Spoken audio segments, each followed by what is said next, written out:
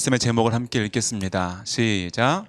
누가 진짜 왕인가? 네, 누가 진짜 왕인가? 세계사의 역사가 왕싸움이고, 그죠? 대통령 선거도 왕싸움이잖아요, 그죠? 또 성경에도 큰 주제가 이 왕싸움이다. 아담과 하와가 선악과를 먹으면서 하나님의 권위에, 그 말씀에 도전하였던 것부터 시작하여서 인간에서도 이 왕싸움이다. 이러한 주제를 들은 적이 있습니다. 우리 다시 한번 우리 하사기 25절 말씀, 21장 25절 말씀을 같이 읽어보겠습니다. 시작. 그때 이스라엘에 왕이 없으므로 사람이 각기 자기의 소견에 옳은 대로 행하였더라. 아멘. 그때에, 이게 하사기를 마지막 마무리하잖아요, 그죠? 이스라엘에 왕이 없으므로 사람이 각기 자기의 소견에 옳은 대로 행하였더라. 이런 표현이 하사기에 자주 등장합니다. 우리 17장 6절도 한번 읽어보겠습니다. 시작. 그때에는 이스라엘에 왕이 없었으므로 사람마다 자기 소견에 옳은 대로 행하였더라. 또 18장 1절도 읽어보겠습니다. 시작. 그때 이스라엘에 왕이 없었고 단지파는 그때 거주할 기업의 땅을 구하는 중이었으니 이는 그들이 이스라엘 지파 중에서 그때까지 기업을 분배받지 못하였음이니라. 또 19장 1절까지 읽겠습니다. 시작. 이스라엘에 왕이 없을 그때 에브라임 산지 구석에 거류하는 어떤 레위 사람이 유다 베들레헴에서 첩을 맞이하였더니. 아멘. 이스라엘에 왕이 없었다. 당시 이스라엘은 이 이스라엘 민족을 통치할 정치 지도자가 없었습니다. 그러나 그들에게는 통치법이 있었습니다. 우리가 새벽에도 지금 무슨 말씀 묵상하고 있어요? 레위기, 그죠? 묵상하기 어렵다는 그 레위기를 묵상하고 있습니다. 먼저 제사법, 예배에 대해서 하나님께 어떻게 나가야 되는지 우리를 레위기 말씀을 통하여서 보고 있는데, 바로 그 통치법이 율법이고, 그 율법, 통치법을 입법하신 분이 하나님 자신이셨습니다.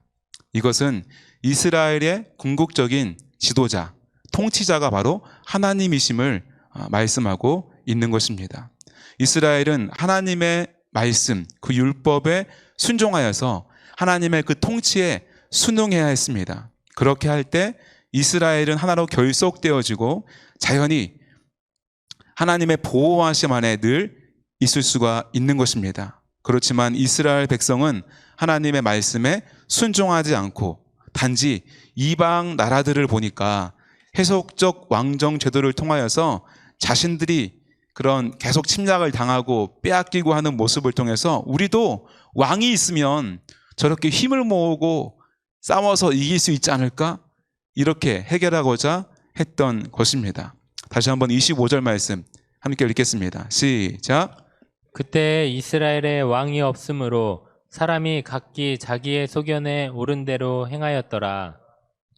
이 말씀을 읽고 묵상하여 보면은 왕이 없었기 때문에가 원인이 아니라 이스라엘이 하나님의 왕되심을 인정하지 않았기 때문에 이러한 어려움이 찾아왔다는 것을 알 수 있습니다.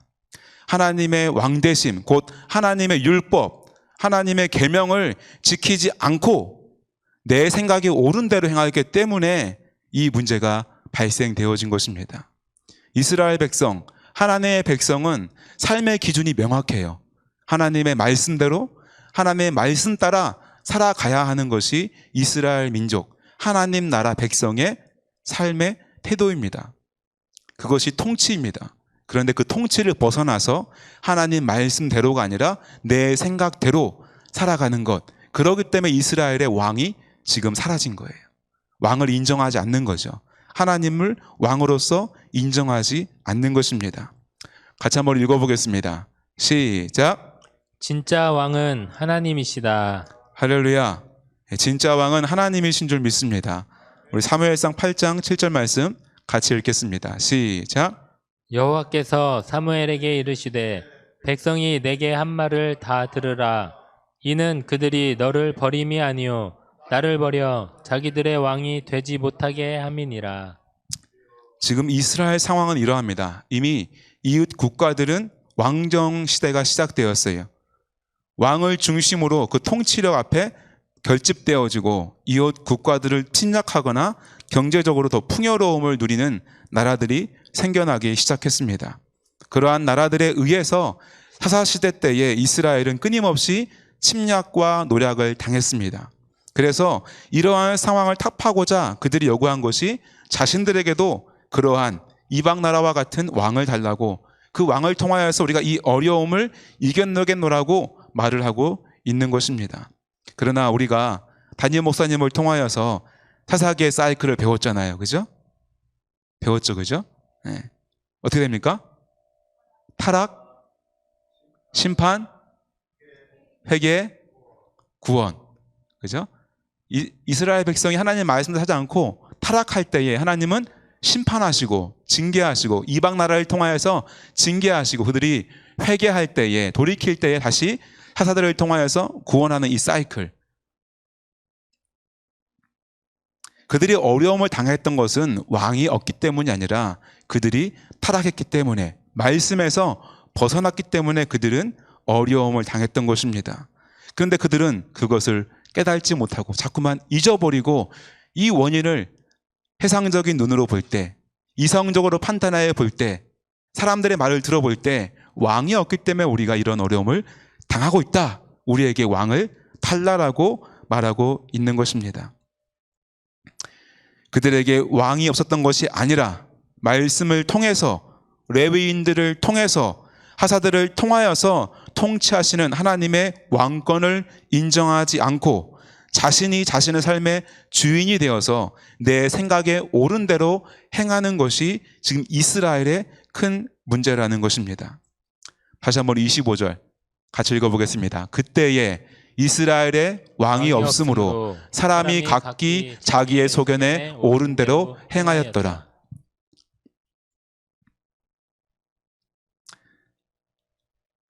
사람이 각기 자기의 소견에 옳은 대로 행했기 때문에 이스라엘의 왕이 없는 거예요. 그죠? 하나님이 왕인 이스라엘은 자기 소견에 옳은 대로가 아니라 하나님의 말씀에 옳은 대로, 말씀대로 살아가야 하는 것입니다. 이스라엘은 아브라함으로 자신의 본토, 친척, 아버지의 집을 떠나 내가 지시한 땅으로 가라라는 이 말씀으로 시작되어졌습니다. 하나님의 주권 아래에, 하나님의 돌보심 아래에 살아가는 것이 하나님의 나라입니다. 아브라함부터 시작된 이스라엘은 이삭과 야곱으로 이어지고 이스라엘 70인의 가족은 애굽으로 옮겨지면서 민족으로 성장하게 됩니다. 그 수가 우리 민수기 1장 2절 3절 말씀을 보는 것처럼 20세 이상 싸움에 나아갈 자 모든 자를 세어보니까 46절 뭐라고 되어 있습니까? 60만 3,550명이었더라. 전쟁에 나갈 수 있는 남자의 수가 레위 지파를 제외하고 60만 명에 이르게 되었어요. 여성과 남자, 어린아이, 노인들, 레위 지파를 합하면 적게 잡아도 240만 명 이상의 수를 우리는 예측해 볼 수가 있습니다. 하나님은 애굽에서 노예 생활로 살아가던 그들을 부르시고 애굽에서 구원하시고 광야를 지나 가나안 땅, 하나님이 아브라함에게 약속했던 그 땅으로 정착하도록 인도하여 주시고 나라를 이루게 하십니다. 나라의 3요소가 무엇입니까? 국민, 영토, 주권. 하나님이 70명밖에 안 되던 가나안 땅에 머무르던 아브라함, 그리고 야곱의 식솔들을 애굽으로 인도하셔서 인큐베이터 좀 키우는 것처럼 뻥튀기가 됐어요. 그죠? 그래서 한 민족, 한 나라를 이룰 수 있는 국민을 만들었어요. 그리고 약속하였던 땅, 가나안 땅으로 모세로 또한 여호수아로 입성하게 하시고 가나안 땅에 들어가고 또한 주권. 먼저 이 말씀을 같이 보겠습니다. 이게 뭐예요? 대한민국 헌법입니다. 1조 대한민국은 민주공화국이다. 1조 2항 대한민국의 주권은 국민에게 있고 모든 권력은 국민으로부터 나온다. 2조 2항 대한민국의 국민이 되는 요건은 법률로 정한다. 넘어가고 3조 대한민국의 영토는 한반도와 그 부속 도서로 한다. 주권, 국민, 영토 이것이 나라의 3요소예요. 우리나라 헌법에서 주권이 누구한테 있다 그럽니까? 국민에게 있다 그러죠. 그죠? 우리는 오늘 이 주권을 행사하는 중요한 투표를 하고 왔어요. 그죠? 다들 하고 왔잖아요. 그죠? 우리는 이 주권을 대신 행사할 대표로서 대통령을 뽑았습니다. 뽑음으로 끝난 것이 아니라 내가 표를 준 사람이든 안 준 사람이든 이제는 새롭게 세워질 대통령을 위해서 더욱더 기도하고 그와 함께 일하게 될 보좌진과 각 장관들 또 국회의원들을 위해서도 기도해야 할 것입니다. 믿음의 사람은 대한민국 주권 행사를 그렇게 행사해야 될 줄로 믿습니다. 어찌 보면 뽑는 것보다 이제 그들을 위해서 아무쪼록 하나님이 도와주시기를, 인도해 주시기를, 옆에 좋은 사람 붙여주시기를 더욱더 기도해야 될 줄로 믿습니다. 내가 안 뽑은 사람이 됐으면 더 많이 기도해야 될 줄로 믿습니다. 아멘. 그런데 하나님의 나라의 법은 조금 다릅니다. 국가관이 좀 달라요. 하나님의 법, 하나님은 법으로 통치하십니다. 십계명과 레위기. 하나님은 이스라엘 민족을 70명에서 240만 명 이상의 국민을 만들기 위해 애굽 땅에서 400년 종살이를 시작하셨고 그들을 아브라함에게 약속한 땅 가나안 땅으로 인도하셨습니다. 그리고 가나안 땅의 여정 가운데 가장 중요한 하나님이 세상의 창조주이시고 전능자이심을 경험하게 하시고 하나님 당신이 이스라엘의 통치자이시다. 왕이심을 선포하십니다. 그리고 그 통치 이념, 주권을 십계명과 말씀으로 곧 율법으로 레위기로 다스리심을 명확히 하셨습니다.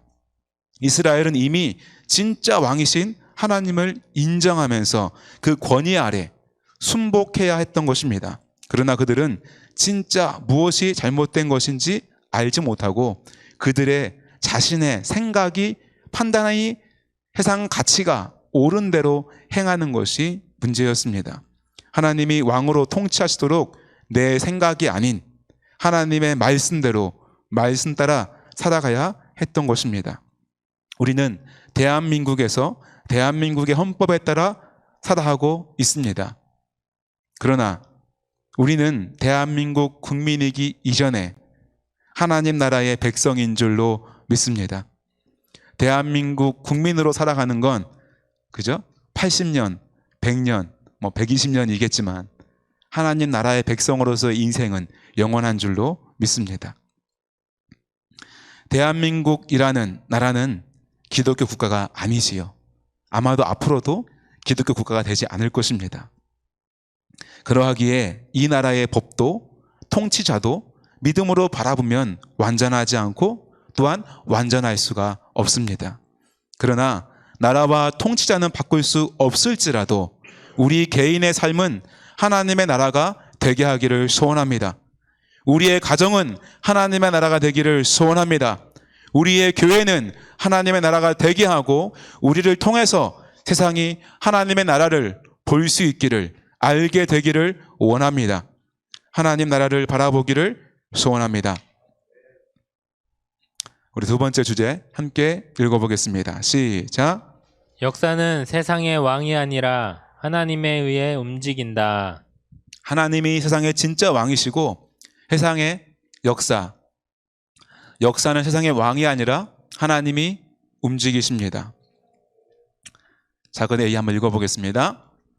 세계의 역사를 움직이시는 하나님.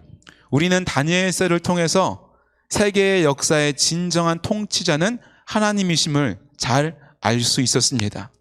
다니엘서 2장에는 바벨론 왕 느부갓네살이 꿈을 꾸는 것을 볼 수 있어요. 느부갓네살이 자신도 꿈의 내용을 기억하지 못하지만 그 꿈의 내용이 너무 중요하고 살벌한 꿈인 것은 알고 있었어요. 그래서 맨날 마치 잠을 못 이루다가 어떡합니까? 박수들을 부르고 술객을 부르고 점술가들을 부르고 갈대아의 술사까지 다 불러 모읍니다. 그리고 내 꿈을 해석해 보아라 그럽니다. 그러니까 뭐라 그래요? 그 꿈이 뭡니까? 그러죠. 모른다. 하지만 해석해 보아라. 이렇게 얘기합니다. 그러니까 이렇게 물어보죠. 왕께서 물으신 것은 어려운 일이라 육체와 함께 살지 아니하는 신들 외에는 왕 앞에 그것을 보일 자가 없나이다. 이렇게 말해요. 꿈 내용을 말해줘야 뭘 해석을 해보죠. 근데 꿈 내용도 모르니까 해석할 수 없고 오직 신과 같은 사람만이 해석할 수 있다라고 말합니다. 이게 맞잖아요, 그죠? 근데 느부갓네살은 화가 몹시 나요. 지혜자들을 다 죽여버리라고 명령하게 됩니다. 그리고 다니엘과 3명의 친구들까지 이 죽음의 위협이 다가오게 돼요. 그들은 함께 모입니다. 뭐 하겠어요? 도망가자. 도망가자. 이럴까요? 아니, 억지로라도 꿈을 해석해보자. 그럴까요? 함께 그들은 하나님께 간절히 구하며 기도하게 됩니다. 그리고 그날 밤 이런 말씀을 듣게 되죠. 19절부터 21절까지 말씀 함께 읽겠습니다. 시작. 이에 이 은밀한 것이 밤의 환상으로 다니엘에게 나타나 보임에 다니엘이 하늘에 계신 하나님을 찬송하니라.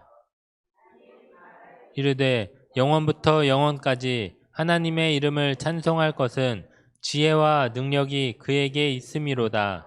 그는 그때와 계절을 바꾸시며 왕들을 패하시고 왕들을 세우시며 지혜자에게 지혜를 주시고 총명한 자에게 지식을 주시는도다. 아멘. 하나님은 때와 계절을 바꾸시는 하나님인 줄 믿습니다. 왕들을 패하시고 또 왕들을 세우시는 그런 하나님이신 줄 믿습니다. 지혜자에게 지혜를 주시고 총명한 자에게 지혜를 주시는 하나님인 줄 믿습니다. 이 다니엘은 왕 앞에 나아가서 본인이 꾼 꿈도 모르지만 왕은 그 내용에 대하여서 이야기를 하여주고 그 꿈을 해석해 냅니다. 그 해석은 세계사의 역사가 어떻게 흘러간 것인지 대한 예언입니다. 앞으로 역사가 어떻게 흘러갈 것인지, 제국이 어떻게 변화되어지는 대한 예언이었습니다. 그리고 그 예언대로 역사가 흘러갔음을 저와 여러분이 세계사를 통해서 알고 성경을 통하여서 그것을 확인하게 된 줄로 믿습니다. 하나님이 역사의 주관자 되시는 줄 믿습니다. 다니엘서 우리 2장 37절, 38절 말씀 같이 한번 읽어보겠습니다. 시작. 왕이여, 왕은 여러 왕들 중에 왕이시라. 하늘의 하나님이 나라와 권세와 능력과 영광을 왕에게 주셨고 사람들과 들짐승과 공중의 새들 어느 곳에 있는 것을 막론하고 그것들을 왕의 손에 넘기사 다 다스리게 하셨으니 왕은 곧 그 금머리니이다. 왕은 곧 그 금머리이니이다. 44절, 45절 말씀 읽겠습니다. 시작. 이 여러 왕들의 시대에 하늘의 하나님이 한 나라를 세우시리니 이것은 영원히 망하지도 아니할 것이요 그 국권이 다른 백성에게로 돌아가지도 아니할 것이요 도리어 이 모든 나라를 쳐서 멸망시키고 영원히 설 것이라. 손대지 아니한 돌이 산에서 나와서 쇠와 놋과 진흙과 은과 금을 부서뜨린 것은 왕에서 보신 것은 크신 하나님이 장래일을 왕께 알게 하신 것이라. 이 꿈은 참되고 이 해석은 확실하니이다 하니. 아멘. 중간에 생략된 부분도 있지만 이 꿈을 그림으로 그리면 이렇죠, 그죠? 금, 현재 바벨론 왕, 은, 그다음 페르시아, 동, 그리스, 헬라, 철, 로마. 철과 진흙은 그 이후에 분열되어지는 왕국들이고 돌이 깨트리는 것은 곧 예수 그리스도를 말씀하는 줄로 믿습니다. 이것을 우리가 다니엘서를 읽고 세계사에 딱 대입해 보니 딱 맞아 떨어지더라는 것입니다. 하나님이 이 세계사를 움직이시는 참 하나님이신 줄로 믿습니다. 또 하나님은 세계 역사를 움직이실 뿐만 아니라 같이 한번 읽어보겠습니다. 시작. 한 나라의 역사를 움직이시는 하나님. 하나님은 한 나라의 역사를 움직이시는 하나님이십니다. 창세기 15장 13절 14절 말씀 함께 읽겠습니다. 시작. 여호와께서 아브라함에게 이르시되 너는 반드시 알라. 내 자손이 이방에서 객이 되어 그들을 섬기겠고 그들은 400년 동안 내 자손을 괴롭히리니 그들이 섬기는 나라를 내가 징벌할지며 그 후에 내 자손이 큰 재물을 이끌고 나오리라. 아멘. 이게 이제 이스라엘 백성들이 출입애굽하고 출애굽하는 스토리잖아요, 그죠? 근데 이 예언을 누가 들었어요? 이제 아브라함이 들은 거잖아요. 그죠? 언약을 맺으시면서 하나님은 아브라함에게 아직 자식 한 명도 없을 때에 그 후손, 그 이스라엘의 역사가 어떠한 길을 갈 것인지 미리 예정하시고 그 예정하신 대로 이끌어 가셨습니다. 하나님은 한 나라의 역사를 움직이시는, 한 나라의 역사를 주관하시는 하나님이신 줄로 믿습니다. 저는 우리 대한민국의 역사도 하나님께서 이끌어 오셨고 앞으로도 이끌어 가실 것을 믿습니다. 저는 이제 대학교에서 학부 때 문화기획을 전공했습니다. 근데 3학년 때쯤부터 목사가 돼야 되겠다. 이제 길을 정하고 신학과 수업들을 같이 겸하여서 들었었습니다. 그 수업들 중에 때로는 당황스러운 수업도 있고 참 재밌는 수업도 있었는데 특별히 교회사 수업이 참 재밌었어요. 그 교회사 수업은 김동주 교수님께서 가르치셨는데 이 애국가에 대한 이야기를 해주시는데 약간 충격을 받을 만큼 은혜로운 강의였습니다. 우리나라 애국가 작사가가 미상이라고 하기도 하고 윤치호가 작사했다 하기도 하고 또 윤치호와 안창호가 작사했다 이러한 여러 가지 이야기들이 있습니다만 이것은 1945년 7월경 윤치호가 셋째 딸 윤문희에게 전하여 준 애국사 필사본입니다. 이 애국가 가사에는 이런 가사가 있죠. 무궁화 삼천리 화려 강산. 그런데 이 당시에 한반도에는 무궁화가 흔한 꽃이 아니었어요. 특별히 추운 지방 함경도 평안도에는 무궁화가 자랄 수가 없는 곳이었습니다. 이 윤치호의 꿈과 사론이라는 꽃의 일부를 제가 읽어드리고 있는 거예요. 그래서 이 무궁화 삼천리라는 이 가사는 특별한 목적, 그 의도가 있다는 거예요. 무궁화는 저절로 피는 꽃이 아니라 무궁화는 묘목을 잘 키워 심어서 관리하고 키워내야만 하는 꽃이에요. 윤치호가 무궁화 삼천리 애국가를 썼을 1907년도에는 황해도 이남에도 우리나라에 무궁화가 거의 없었습니다.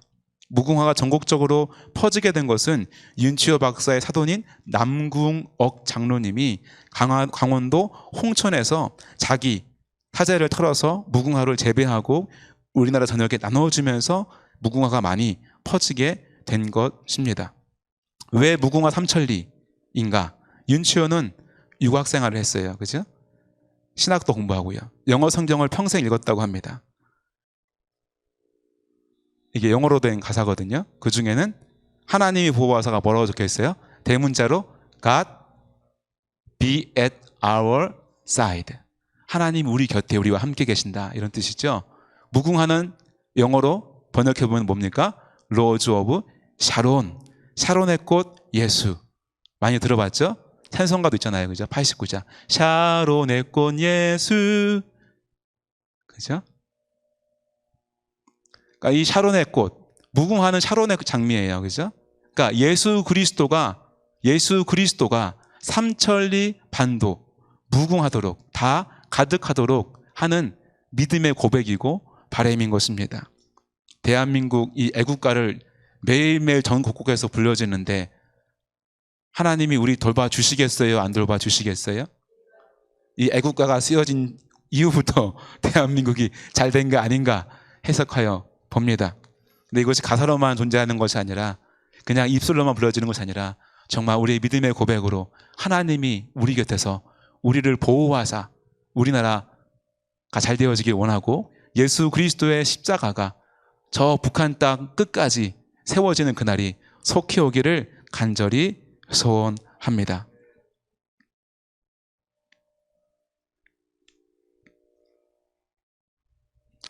우리 같이 한번 우리 읽어보겠습니다. 시작. 한 사람의 인생을 움직이시는 하나님. 네, 하나님은 전 세계와 한 나라를 움직일 뿐만 아니라 한 사람, 곧 나의 인생도 움직이시는 하나님이십니다. 우리가 잘 아는 것처럼 창세기 22장에 아브라함이 어렵게 얻은 그 약속의 씨, 단 한 명의 아들 이삭을 제물로 바치러 산에 올라갑니다. 하나님이 아브라함아, 아브라함아 급하게 부를 만큼 그는 칼을 높이 들고 힘있게 아들 이삭을 향하여서 내리 찌르려 할 때에 하나님이 멈추게 하시고 그리고 제물로 바칠 양 한 마리를 발견하게 하십니다. 그래서 우리는 그것을 뭐라 합니까? 여호와 이레의 하나님이다 라고 우리는 말하고 있습니다. 하나님은 아브라함과 또한 이삭 그 개인의 인생 가운데 역사하시고 예비하시고 돌보시는 하나님이신 줄로 믿습니다. 그와 같이 저와 여러분의 삶 가운데에도 하나님은 우리의 길을 예비하시고 인도하시고 돌보시는 동행하여 주시는 그 은혜가 일평생 함께하기를 간절히 소원합니다. 우리 세 번째 같이 한번 읽겠습니다. 시작. 다니엘과 같은 하나님의 사람을 들어 쓰십니다. 아멘.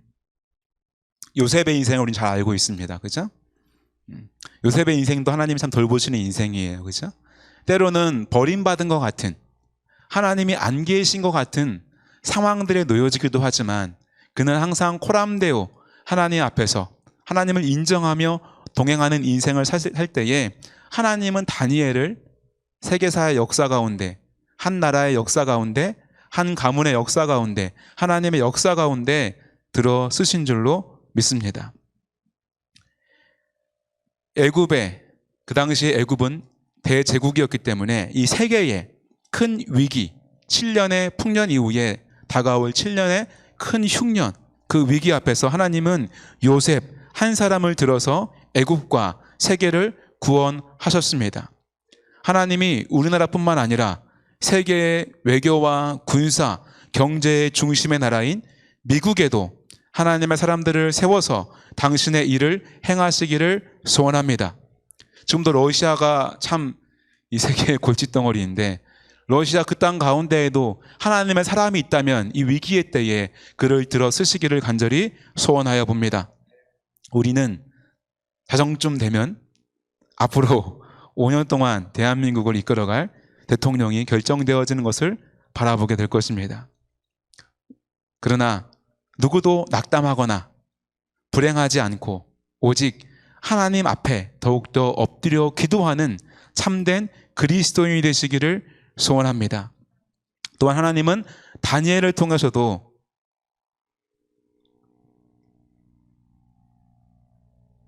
온 제국을, 그죠? 나라를 이끌어가는 줄로 믿습니다. 이제 내가 누구에게 투표를 했는지, 어떠한 정당을 지지하든지 새롭게 뽑힌 대통령을 위해서 기도해야 합니다. 그리고 대통령은 우리나라를 대표하여서 세계 나라들과 외교하고 나라의 중요한 일들을 결정하며 나아갈 것입니다. 그 누구도 쉽지 않은 자리입니다. 대통령을 도와서 함께 일할 요셉과 같은 총리가, 다니엘과 같은 믿음의 총리가 세워지기를 기도하고 참으로 지혜로운 외교부 장관이 세워지기를, 과학기술정보통신부 장관이 세워지기를, 다 찾아봤어요. 통일부 장관이 세워지기를, 믿음의 사람 법무부 장관이 세워지기를, 국방부 장관이 세워지기를, 행정안전부 장관이 세워지기를, 문화체육관광부 장관이 세워지기를, 농림축산식품부 장관이 세워지기를, 산업통신통산자원부 장관이 세워지기를, 보건복지부 장관이 세워지기를, 믿음의 환경부 장관이 세워지기를, 믿음의 고용노동부 장관이 세워지기를, 믿음의 여성가족부 장관이 세워지기를, 믿음의 국토교통부 장관이 세워지기를, 믿음과 지혜의 해양수산부 장관이 세워지기를, 중소벤처기업부 장관과 각 지자체장들, 그리고 국회의원들이, 각 정당의 대표들이 하나님을 경외하고 국민들을 참으로 사랑하고 위하는 요셉처럼 다니엘처럼 지혜로운 자들이 세워지기를 기도해야 할 것입니다. 어찌 보면 이제부터 시작이에요. 그죠? 염려되는 것들을 다 주 앞에 내려놓고 하나님 이러한 부분이 염려됩니다. 이 대통령이 이러한 부분이 참 걱정이 됩니다. 주님이 역사해 주십시오. 역사해 주십시오. 이 당은 이것이 참 문제인데 하나님 이러한 대표들이 다시금 세워지게 해주시고 법사위원들이 교체되게 도와주시고, 법을 누가 입법해요? 국회의원들이 하잖아요. 그죠? 국회의원들에게 믿음의 국회의원들이 세워져서 좋은 법을 세우고 하나님의 뜻에 어긋나는 법들은 막을 수 있게 기도의 모임들이 세워지게 해달라고 우리가 기도하고 힘써야 될 줄로 믿습니다. 우리 사무엘상 12장 23절부터 25절까지 함께 읽겠습니다. 시작. 나는 너희를 위하여 기도하기를 쉬는 죄를 여호와 앞에 결단코 범하지 아니하고 선하고 의로운 길을 너희에게 가르칠 것인즉 너희는 여호와께서 너희를 위하여 행하신 그 큰 일을 생각하여 오직 그를 경외하며 너희의 마음을 다하여 진실히 섬기라. 만일 너희가 여전히 악을 행하면 너희와 너희 왕이 다 멸망하리라. 아멘. 아멘. 저와 여러분이 마지막 사사였던 사무엘의 마음을 사모하기를 간절히 소원합니다. 이미 넘어갔어요. 그죠? 왕정 시대로 넘어갔어요. 근데 그 왕이 잘 행하지 못해요. 하나님의 마음에 자꾸 어그러지는 일을 해요. 그때 사무엘은 이렇게 말하는 거예요. 기도하기를 쉬는 죄를 여호와 앞에 결단코 범하지 아니하리라. 저와 여러분이 기도하기를 쉬는 죄를 범치 않기를 소원합니다. 또한 뭐라고 말합니까? 선하고 의로운 길을 너희에게 가르칠 것인즉. 저와 여러분이 할 일이 있어요. 대통령은 대통령의 일이 있고 하나님의 사람은 하나님 사람이 해야 할 일이 있습니다. 저와 여러분의 자녀들에게, 다음 세대에게, 우리의 이웃들에게, 믿음의 형제들에게 하나님의 선하고 의로운 그 뜻을, 말씀을, 계명을, 율법을 가르치기를, 그래서 그 말씀대로 살아가기를 간절히 소원합니다. 대통령이 잘못할 수 있어요. 사울왕 잘못하고 있어요. 그러나 백성인 우리는, 대한민국 국민은 우리는, 특별히 그리스도인 우리는 우리가 해야 할 일이 있다는 거예요. 오직 그를 경외하며, 하나님을 경외하며 우리 마음을 다하여서 진실히 하나님을 섬기는 것이 저와 여러분이 누가 대통령이 되든지 해야 할 본분이고 가장 중요한 일인 줄로 믿습니다. 만일 우리가 믿음의 사람이 여전히 악을 행하면 너희와 너희 왕이 다 멸망하리라. 대한민국의 미래는 왕에게 달린 게 아니에요. 그죠? 소돔과 고모라가 망하는 것 그들의 죄 때문이지만 달린 것은 그 안에 의인이 있느냐, 참으로 기도하는 사람이 있느냐, 참으로 말씀대로 말씀 따라 사는 백성들이, 그런 참 그리스도인들이 있느냐 없느냐가 나라의 사활을 걸려 있다는 것입니다. 저와 여러분이 대한민국을 구원하는 하나님의 축복의 통로, 구원의 통로가 되기를 간절히 소원합니다.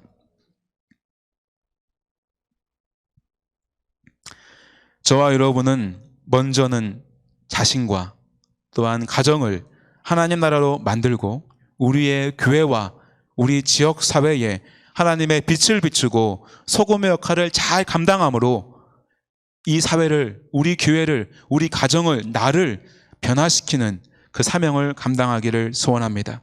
그 원동력은 오직 사무엘이 기도하기를 쉬지 않는 것처럼 눈물의 기도와 금식의 기도뿐인 줄로 믿습니다. 그래야 해서 이 시대 가운데 하나님의 구원의 방주의 역할을 넉넉히 감당하는 우리 추수하는 교회가 되기를 소원합니다. 세계 선교에 쓰임받는 교회가 되기를 소원합니다.